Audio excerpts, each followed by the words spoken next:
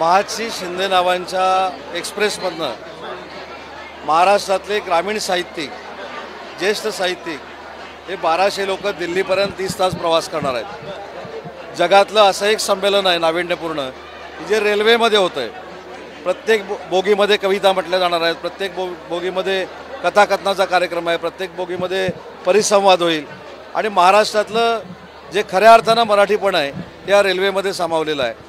या सगळ्या साहित्यिकांना दिल्लीपर्यंत नेणं, तिथं त्यांची व्यवस्था करणं, याच्यामध्ये सरहद्द संस्थेनं देखील पुढाकार घेतलेला आहे आणि या पूर्ण रेल्वेतल्या संमेलनाचा स्वागताध्यक्ष मी आहे।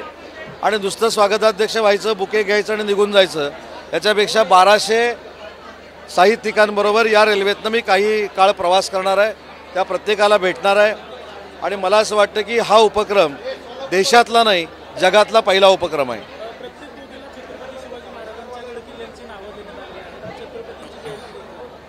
छत्रपती शिवाजी महाराजांच्या जयंतीच्या निमित्तानं ही रेल्वे त्याच दिवशी योगायोगानं दिल्लीला सुटते आणि मग मला असं वाटतं की याच्यापेक्षा दुसरं काही समर्पक असू शकत नाही की छत्रपती शिवाजी महाराजांच्या जयंतीच्या निमित्तानं योगायोगानं ही रेल्वे सुटत असल्यामुळं प्रत्येक बोगीला छत्रपती शिवाजी महाराजांच्या गड किल्ल्याचं नाव दिलेलं आहे।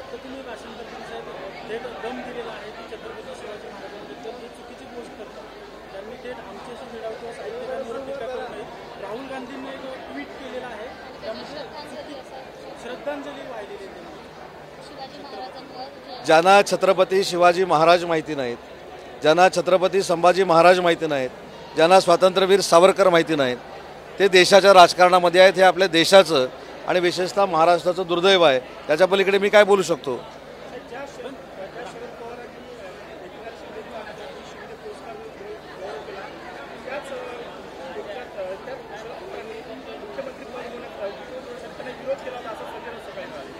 नाही संजय राव, मला असं वाटतं की आजचा दिवस हा छत्रपती शिवाजी महाराजांचा अभिवादन करण्याचा दिवस आहे।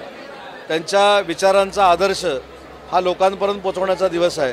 त्याच्यामुळं आजच्या दिवशी जी काय पत्रकार परिषद झाली त्याच्यावर न बोललेलं बरं, कारण एकच मागतं मी माझ्या भाषणातनं असं सांगितलं की छत्रपती शिवाजी महाराजांचा आदर्श, त्यांचं व्यक्तिमत्व, छत्रपती संभाजी महाराजांचा आदर्श, त्यांचं व्यक्तिमत्व, यांच्यासमोर आम्हाला आमची पदं गौण आहेत। त्याच्यामुळं जे विघ्न संतोषी आहेत, जे समाजकंटक आहेत, त्यांनी आमच्या देखील सहनशीलतेचा अंत बघू नये।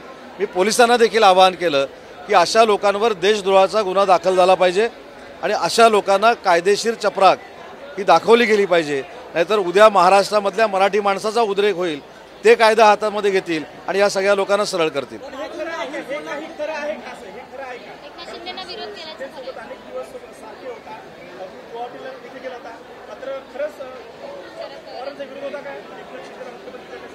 मला असं वाटतं की शिवसेना पक्षाचा मुख्यमंत्री कोण करायचा हे शिवसेना पक्षप्रमुख ठरवत होते।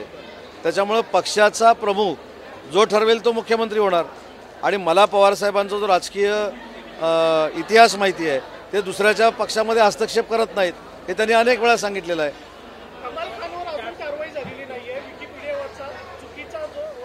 कमाल खानवर कडक कारवाई झाली पाहिजे या मताचा मी आहे वैयक्तिक। त्याच्यानंतर मंत्री म्हणून देखील आहे। त्याच्यानंतर याच्याबद्दलची देवेंद्रजींनी देखील भावना व्यक्त केलेली आहे, शिंदेसाहेबांनी देखील भावना व्यक्त केलेली आहे, दादांनी देखील भावना व्यक्त केलेली आहे। ही आमची भावना नाही, ही अख्ख्या महाराष्ट्राची आणि देशाची भावना आहे। ज्या छत्रपती संभाजी महाराजांचा इतिहास घेऊन एक चित्रपट पुढे आला आहे आणि त्यानं सगळे रेकॉर्ड तोडलेत, याचा अर्थ छत्रपती संभाजी राजांबद्दलचं प्रेम आणि आदर पूर्ण महाराष्ट्राला आणि देशाला आहे। त्याच्यामुळे छत्रपती संभाजी महाराजांचा अपमान करणाऱ्यावर पोलिसांनी कडक कारवाई केली पाहिजे।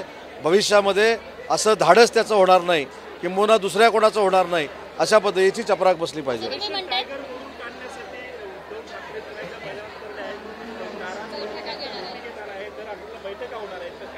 मला असं वाटतं की आज टायगर ऑपरेशनवर बोलूया नको। रेल्वे आमची निघालेली आहे, मी रेल्वेतनं निघालो आहे। उद्या परवा जेव्हा सवडीनं परत पुण्यात येईन तेव्हा पुण्यातल्या नावासकट टायगर ऑपरेशन हे नाव आम्ही ठेवलेलं नाही खरं, पण तुम्ही जे बारसं केलेलं आहे त्याच्यामध्ये पुण्याचे देखील कोण आहेत हे देखील 2 दिवसात मी तुम्हाला सांगेन।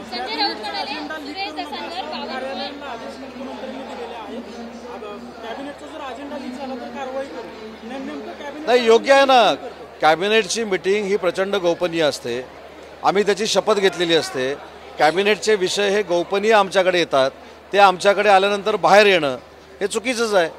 त्याच्यामुळे त्यांनी जे काय बोलले त्याच्यावर काय आक्षेप घेण्याचं, आता ते मला माहीत असतं तर मी नाव सांगितलं असतं देवेंद्रजींना. संजय राऊतांनी सुरेश दसांवर टीका केली आहे. ते म्हणाले बावनकुळे दसांचे बॉस आहे, बावनकुळेंनी दसांना ट्रॅपमध्ये पकडले.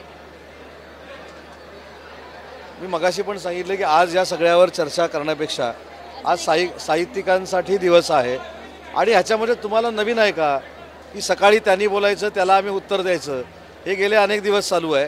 म्हणून आजचा दिवस तरी आपण जरा मोकळा सोडू. आज छत्रपती शिवाजी महाराजांची जयंती आहे आणि अशा असंबंध बोलण्याकडे आपण दुर्लक्ष करू. शिवाजी महाराजांवर जे सगळे वक्तव्य करतात त्यांना कडक कारवाई केली पाहिजे, पण राहुल सोलापूरकरांनी काही दिवसांपूर्वी वक्तव्य केलं बाबासाहेब आंबेडकरांवर. राहुल सोलापूरकरांच्या बाबतीमध्ये देखील माझं स्पष्ट मत मी मांडलेलं आहे.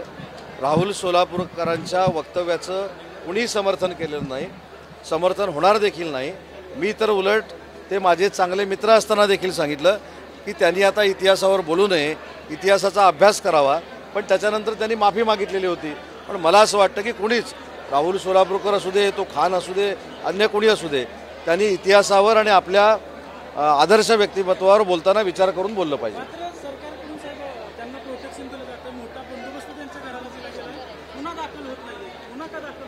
एक पहिली गोष्ट अशी आहे की सर्वसामान्यांना संरक्षण देणं ही सरकारची भूमिका असते, त्याच्यात ते संरक्षण दिलेलं असेल.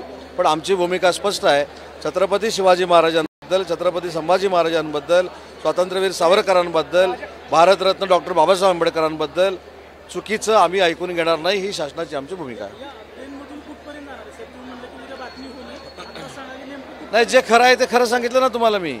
एक लक्षात घ्या, मी या ट्रेनमधनं 3.5 ते 4 तास प्रवास करणार आहे, त्याच्याबद्दल दुमत असण्याचं काही कारण नाही. PD पाटील सर बोलले की उदय सामंत पूर्ण प्रवास करणार आहेत, किंवा तर कोणाच्याही मनामध्ये गैरसमज राहू नये की बाबा उद्या तुम्ही दिल्लीत असं उभं असलं आणि मी उतरलोच नाही तर मधनं कुठं गायब झालो अशी तुमच्या मनात शंका नको. म्हणून मी जिथं सगळ्यांना भेटून पण मी प्रवास करणार आहे, एवढं नक्की.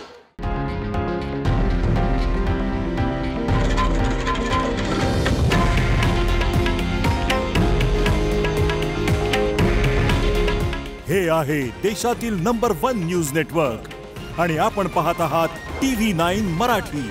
काळजी तुमची, हित महाराष्ट्राचं.